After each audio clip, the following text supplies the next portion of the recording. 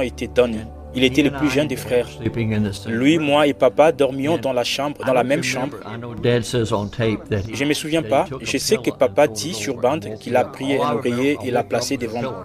Et m'a réveillé avec un oreiller sur mon visage. Et il est venu me réveiller. Il a dit, Paul, j'ai dit oui, monsieur.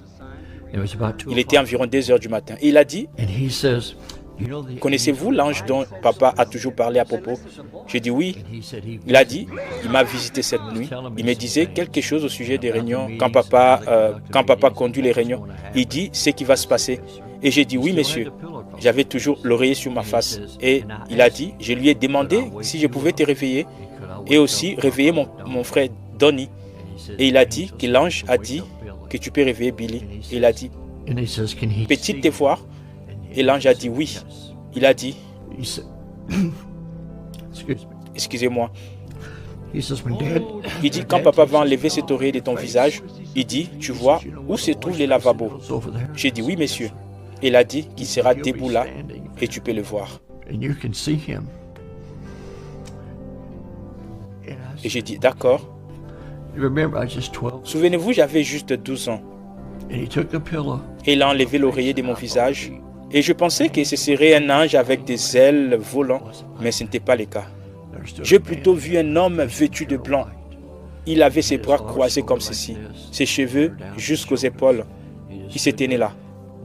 Et une chose qui m'avait étonné, il n'avait jamais dit un mot. Mais il regardait tout autour de la pièce et ses yeux étaient totalement concentrés sur mon père. À chaque mouvement, il regardait mon père et je peux revoir encore cela maintenant. Il pouvait regarder tout autour de la chambre, regarder un peu vers moi et vers mon oncle. Mais ses yeux n'avaient jamais laissé papa. Et je me suis accroché à papa parce que je ne savais pas, c'était un homme debout qui se tenait là dans la pièce près de la fenêtre. Je n'ai jamais oublié, papa m'a dit, fils, ne t'effraie pas. Il a dit, il a été envoyé de la présence de Dieu Tout-Puissant. Il ne te fera pas du mal. Il dit, ce sera une bénédiction. Les regardant s'est tenu très près et papa m'a tenu. Et il est passé de cet être d'homme, juste comme Frère Branham le décrit, à travers, je ne dirais pas une colonne de feu, c'était comme une brume, une forme de lumière, de vapeur. Il a disparu et sorti par la fenêtre. Et quand il a quitté, un arc-en-ciel est venu par la même fenêtre et il est resté suspendu dans cette chambre pendant des heures.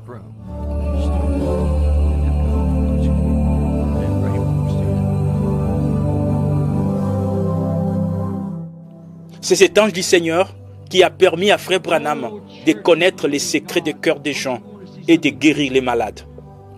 Il s'est laissé photographier en 1950 au stade Sam Houston, au Texas. Voici la photo. Il est là sous la forme de la colonne de feu au-dessus de la tête de Frère Branham. Elle a été photographiée récemment. Vous avez vu cette photo. C'est la seule qu'on ait jamais prise d'un être surnaturel.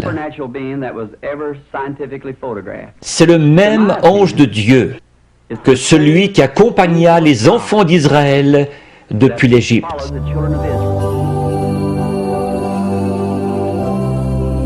Cette photo serait à ce jour la plus importante de toutes les photographies existantes, jamais prises d'un être surnaturel par une caméra. Elle est placée dans toutes les églises qui croient au message du temps de la fin. William Branham, la même chose. Il a expérimenté la troisième dimension. Dieu l'a utilisé de telle manière que j'ai des vidéos et je m'assois et tremble en regardant comment cet homme est en train d'être utilisé. Les détails au sujet des gens. Je dis bien détails. William Branham était son nom. William Branham était en train de prêcher, mes chers, quand un halo est apparu au-dessus de sa tête pendant qu'il prêchait. Vous pouvez les chercher sur YouTube. Ça va vous secouer. La photographie de cette lumière qui fait trembler le monde entier est aujourd'hui gardée ici dans cette bibliothèque du Congrès américain à Washington, D.C., la capitale des États-Unis.